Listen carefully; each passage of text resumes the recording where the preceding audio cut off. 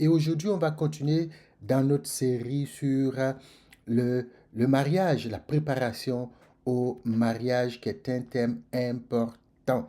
Eh bien, aujourd'hui, je vais vous parler du choix. Vous savez, quand on va acheter une marchandise, un produit, et je pense que tout le monde aime avoir l'original et non la copie.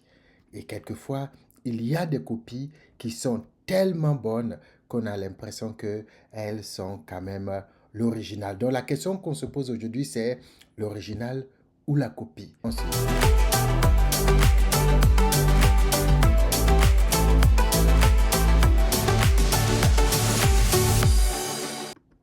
Voilà, donc comme je le disais, l'original ou la copie. Dans le mariage, cette notion, je crois que j'ai écouté un pasteur qui en parlait, qui disait, euh, euh, pour lui, un chrétien, eh bien, il peut marier autant de femmes qu'il veut. Voilà, c'est un débat qui est quand même important, mais je pense que la Bible donne des éléments, en tout cas de réponses qu'on peut, donc, sur lesquels on peut s'appuyer sans forcément chercher à satisfaire ses propres fantasmes, n'est-ce pas? Donc, je le disais, on va quelque part, moi j'ai envie d'acheter un ordinateur, j'ai envie d'acheter, je sais pas, une chaussure. Et voilà, par exemple, quand on était tout jeune, on aimait les chaussures de basket là. Et puis, il y a plusieurs marques, hein. Il y a Nike, je ne fais pas de publicité, mais il y a Nike, il y a Reebok, il y a Adidas et autres. Et puis, on avait un ami qui avait acheté une chaussure Adidas. Ah bien, c'était une belle chaussure quand même, elle était très belle. Et puis, à y regarder de plus près, on s'était rendu compte qu'en fait, c'était pas Adidas, mais c'était Abibas. Donc, tous les D ont été remplacés par des B. Et puis, voilà. Et après, bon, on était très jeune, on a commencé à se moquer de lui et tout ça. Pour lui dire, voilà, ta chaussure n'est pas originale et tout ça. Quand vous voulez vous marier, après, je veux dire, la dernière fois, on a parlé de l'intimité. Ça, c'est une étape importante. Parce que, on l'a dit, c'est ce qui vous permettra d'entendre la voix de Dieu. Et ici, on parle aux gens qui veulent vraiment se marier selon Dieu. Donc, si vous n'avez pas, je vais mettre le lien quelque part, je ne sais pas en haut ici ou en haut là, je ne sais plus, mais en tout cas, ça va apparaître quelque part. Vous pourrez voir la vidéo si vous ne l'avez pas suivie. Et donc, quand vous avez cette intimité, vous pouvez passer à l'étape de choix. Alors, quand ça se passe comme ça, est-ce que on n'a pas vraiment de mots à dire dans le choix? La dernière fois, j'ai parlé d'Isaac. Quand Abraham envoie chercher une femme pour son fils, je ne sais pas si Abraham a consulté Isaac, cela n'était pas vrai, je n'ai pas lu en tout cas dans la Bible, peut-être que j'ai sauté, vous me direz. Mais quand le serviteur revient avec la fille, Isaac l'accepte, Isaac va vers elle. Donc, à un moment donné, vous avez un choix à faire. Que le Saint-Esprit descende pour vous dire, voici votre femme, voici votre homme, vous aurez un choix à faire. Mais la Bible nous raconte une histoire intéressante, c'est que la Bible dit, l'homme a été endormi et le Seigneur a pris de sa côte la femme. C'est une fable, c'est une histoire qui n'a plus vraiment son sens aujourd'hui, ou bien ça a quelque chose à voir avec la manière dont nous allons faire notre choix aujourd'hui. Eh bien, je crois que ma cote, ma vraie cote, c'est mon épouse. Alors, de mon expérience personnelle, ça n'a rien à voir avec une doctrine, mon expérience personnelle, le Seigneur m'a montré qu'effectivement, celle que j'appelle la douceur, mon épouse Eunice est ma cote parce que je l'ai expérimenté. Alors, je vous raconte très brièvement, on a passé plusieurs temps à prier, Seigneur, est-ce que c'est le moment? Il y a des fois où je dis, cette fois-ci, je vais parler à la soeur, et puis le Seigneur me dit, ce n'est pas le moment. Tu ne peux pas aller lui parler, elle n'est pas encore prête. J'ai attendu à peu près 3 ans que ça prie, et puis un jour, le Seigneur m'a donné le go clairement. Alors, ce jour-là, je dis à la soeur, après le culte, je vais te rencontrer et tout ça. Et le dimanche après le culte, je la rencontre. Et je lui dis, écoute, voilà, je sais même plus, je sais plus ce que j'ai dit. Mais je me rappelle que je lui ai dit, ouais, je veux que tu sois mon épouse, que tu sois la mère de mes enfants et tout ça, tout ça. Tu vois, ces choses-là. Finalement, euh, elle a dit, ok, elle va prier. Alors je vais et je me couche. Je dormais, j'étais étudiant et j'étais en vacances. Et je dormais dans la même chambre que mon jeune cousin. Mais toute cette nuit, alors une expérience toute la nuit va se passer au niveau de mes côtes. Toute la nuit. Et c'est comme si quelqu'un prenait un bout ici, venait le recoller, en fait l'envoyer au niveau de ma colonne vertébrale, me retournait, prenait une autre côte, l'envoyait là, faisait une sorte de soudure tout au long. Donc il prend la côte là, il la remet ici jusqu'au matin, jusqu'au petit matin. Je me réveille et mon jeune cousin qui me pose la question, qu'est-ce qui s'est passé cette nuit? C'est la première fois que je constate que tu as passé tout le temps à te tourner, à te retourner, à te tourner, à te retourner jusqu'au matin. Alors je lui dis, ben je ne sais pas, je ne lui ai pas raconté, je lui ai rien dit, je dis, je ne sais pas. Mais j'étais convaincu que cela avait quelque chose à voir avec Eunice, mon épouse aujourd'hui. Je crois fermement, je ne sais pas si des personnes ont des témoignages. Si vous en avez comme ça, vous mettrez dans le chat, en commentaire. Mais c'était une expérience pour moi qui était le signe que Eunice n'est pas une femme que le Seigneur veut juste me donner, mais c'est celle qu'il avait prévue pour moi. Dieu a créé l'humanité, les hommes y compris, et a tout disposé. La Bible dit, il a déjà tracé, d'accord, c'est je crois le psaume 84, il dit, il a tracé dans nos cœurs, il a mis dans nos cœurs des chemins tout tracés. Le mariage fait partie de ces choses. Dieu a planifié toutes choses.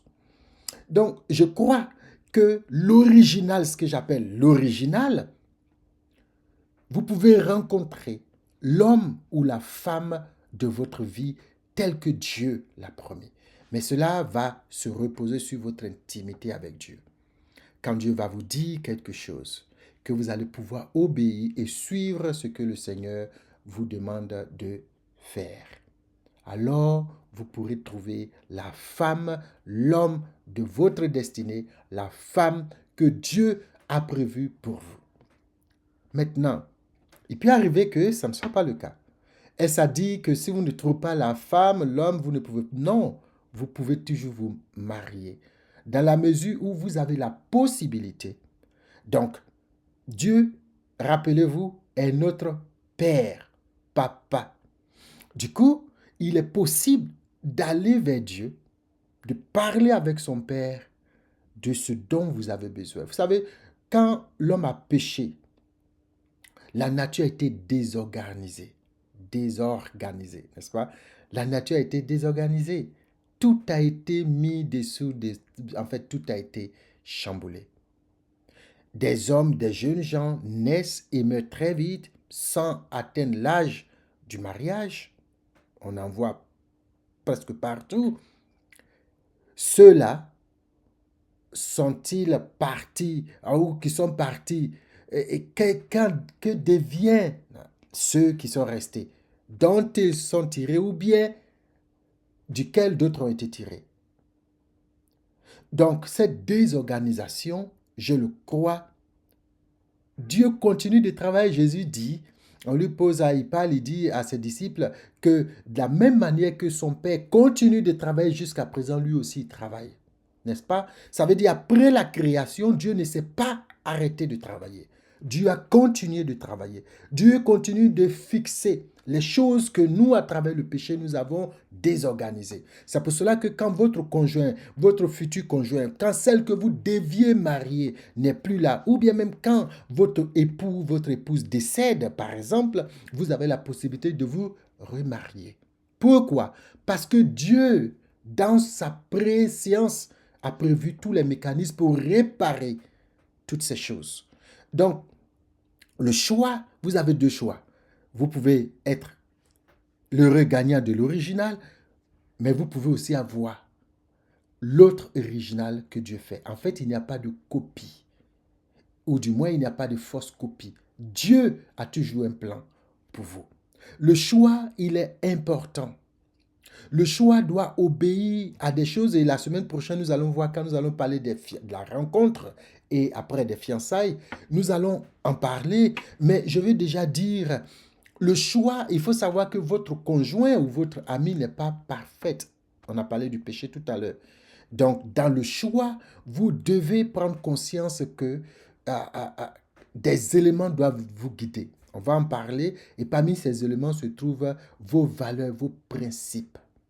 Vos valeurs et vos principes. Le péché nous a défigurés. Ça fait que même celle ou celui qui est votre partenaire tel que Dieu l'a prévu peut ne pas correspondre à vos valeurs et à vos principes. Qu'est-ce qu'il faut faire? La prochaine fois, on va essayer d'en parler, mais c'est important. Votre choix est important. Il faut qu'il s'adosse sur votre intimité avec Dieu. Le choix que vous faites. Jésus, quand Jésus devait croire, je vais affronter la croix, l'angoisse était tellement importante qu'il a demandé à son Père, à Dieu, si Dieu pouvait l'éloigner ou éloigner la coupe, donc cette difficulté. Mais il a ajouté la phrase qu'il faut, non pas ma volonté, mais ta volonté. Le choix doit être adossé sur la volonté de Dieu. Bien sûr, vous avez votre mot à dire. Et à la maison ici, par exemple, je suis à la maison actuellement, c'est ma pause, je finis dans quelques minutes. Et je disais à mes enfants, vous n'avez pas le droit de dire non aux parents.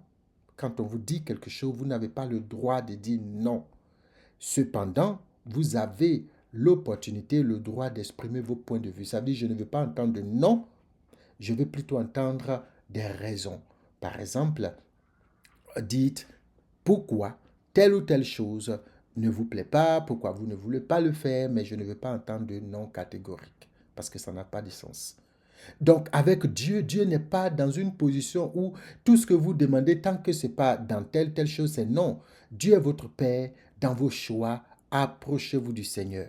Seigneur, j'ai vu telle sœur. Seigneur, j'ai vu tel frère. Il me plaît, il me plaît. Mais je ne sais pas si c'est la personne qu'il me faut. Qu'en penses-tu, papa? Très simple. Qu'en penses-tu? Est-ce que c'est ce qu'il me faut? Le pasteur Sanogo raconte l'histoire de sa rencontre avec maman Lydiane où il disait par exemple, Dieu lui avait donné le choix. Dieu lui avait donné la latitude de faire le choix qu'il voulait. Dieu est votre Père. Il peut vous donner cette liberté de choix. Alors, quand quelqu'un vous donne la liberté de choix, vous avez un ensemble d'articles et puis le vendeur vous dit, choisissez ce que vous voulez. Eh bien, vous choisissez. Quand vous choisissez ce que vous voulez, c'est parce qu'il a garanti que dans ce qu'il a à disposition, il est certain qu'il vous donne toujours la qualité qu'il vous faut. Donc après, il y a votre responsabilité, il y a toutes ces choses, mais le choix vous appartient.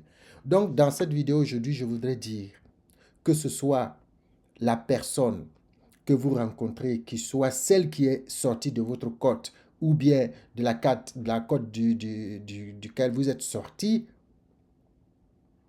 ou que ce soit une personne que Dieu vous autorise à marier, à épouser, à la fin, c'est la volonté de Dieu. Votre choix doit être calqué sur la volonté de Dieu.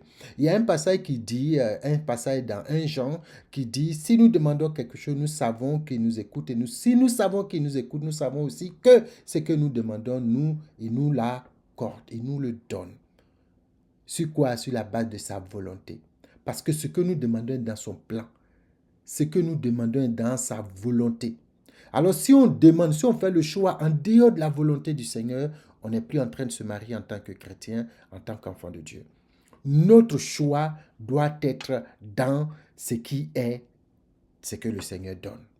On a fait la probabilité. Avant, on faisait les probabilités, hein, tirer tel. Mais il faut que l'élément, donc, ne soit pas un élément vide. Il faut que, donc, votre ensemble ne soit pas vide. Ça veut dire qu'il faut qu'il y ait un élément à l'intérieur de l'ensemble pour que vous puissiez faire le choix.